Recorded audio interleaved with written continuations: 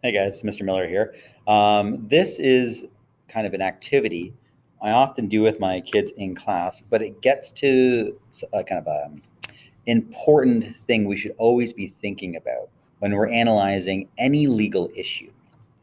Often, when we're confronted with something or we hear something, we often only hear bits and bytes. We often only remember the headline.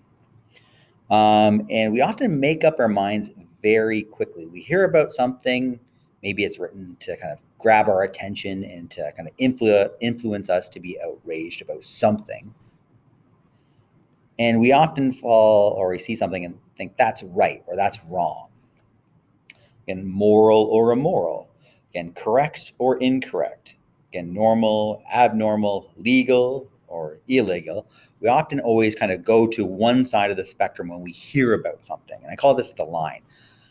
And often, once we get into a certain kind of segment, we fall onto one side of this line. It's often very hard to change somebody's opinion, even if they only know some information about it, or if they only know a little information about it. They often, again, they stick to their opinions and they really hold on to them, and that's an issue in our society. So I'm going to go through a variety of stories, and I want you to kind of listen to what I say and see what side of the line you fall onto. And the first one is a Canadian story, and it's about a vanity license plate. And it's a man, you see this picture from Nova Scotia, holding a vanity license plate that clearly says, grab her. And this kind of whole story blew up when he applied for this license plate and was denied. Um, and a lot of people think, well, again, this is in the era of me or hashtag Me Too. It's in the era of Donald Trump. This is clearly a sexist or some, again, chauvinist or misogynist or whatever terminology you want to use, trying to make a point and trying to be clear. Oh, sorry, announcement time. Continuing. Again, clearly this is someone trying to make a point or someone who believes in free speech and believes anything can be put on a license plate, especially if it's their own personal license plate. And a lot of people saw this and it created a pretty big discussion, but there's always more to the story. And when we see that license plate, we read it as Grabber, but that's actually this man's last name, Michael Grabber or Grobber. I'm not quite sure how it's pronounced. So when someone read this initially, they came to the wrong conclusion. They assumed it was sexist, misogynist, or whatever, but it's actually someone's last name. It's just, again, we jumped to the wrong conclusion and assumed, again, this person had ill intentions when in reality, they were just putting their name on their license plate, which a lot of people do. Again, I wouldn't. I think that's an identity theft issue, but that's a different matter. Okay, next story.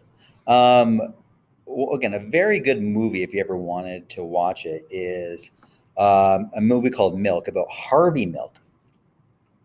And he was one of the first openly gay politicians in the United States. He was a city councilor in San Francisco.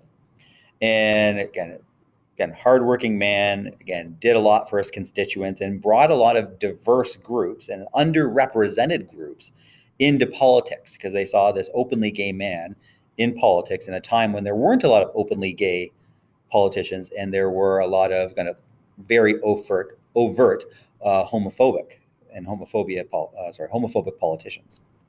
And kind of the sad part of the story is Harvey Milk would be murdered by this man, George White. And he was a fellow city councilor who lost his job and ended up murdering, again, Harvey and the mayor as well. And when he was brought to trial, again, this is the very famous part of the story, his defense team used what was called the Twinkie defense. And if you start typing in Twinkie defense, you'll probably find the story related to Harvey Milk. And kind of the basic part of the story is his defense team said he ate too many Twinkies, and because of this, it was he lost control of his mind. He didn't understand what he was doing, and he shouldn't be held responsible for the deaths of Harvey and the mayor. And surprisingly, it worked. He was found, again, not criminally responsible. And that upsets a lot of people. He is responsible. He did murder, Harvey Milk. And he was found not guilty. So it outrages a lot of people when they hear the story. How could somebody ever claim that eating, again, too many Twinkies could make you get scot-free from murder? But always, there's more to the story. Sorry, I said George White. I meant Daniel White. The lawyers of the man charged with murder tried to defend him by saying he ate too many Twinkies, found not guilty. This is the statement that always outrages people. But again, I'm going to tell you, that's not the entire story.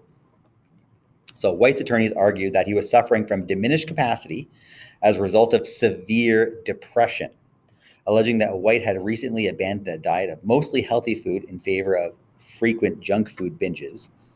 So a lot of people, again, they focus on the junk food binge and not the severe depression.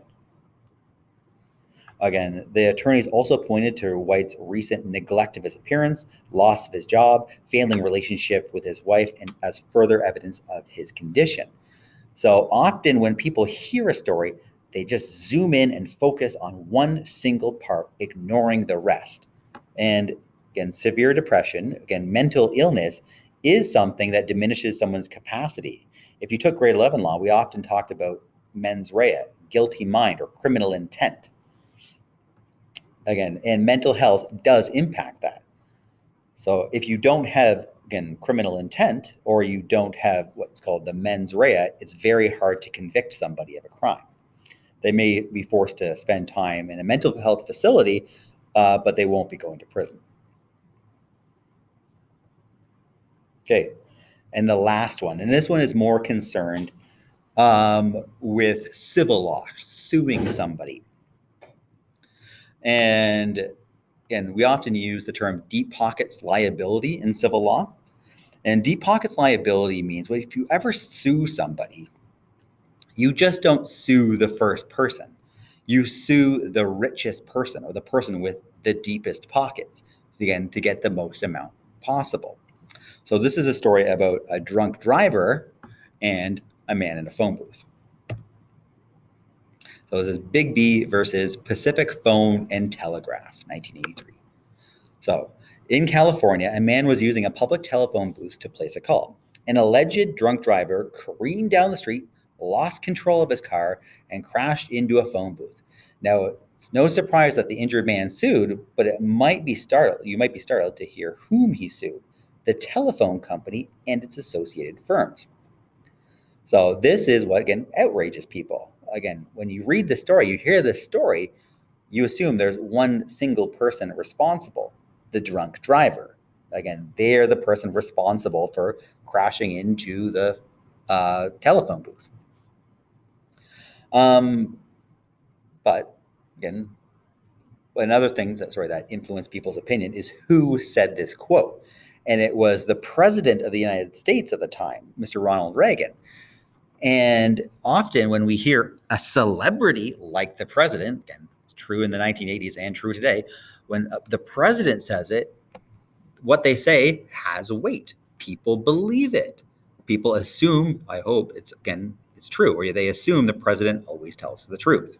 Take for that what you will.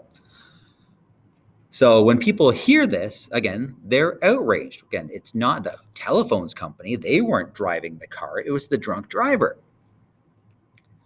But then they hear the rest of the entire story.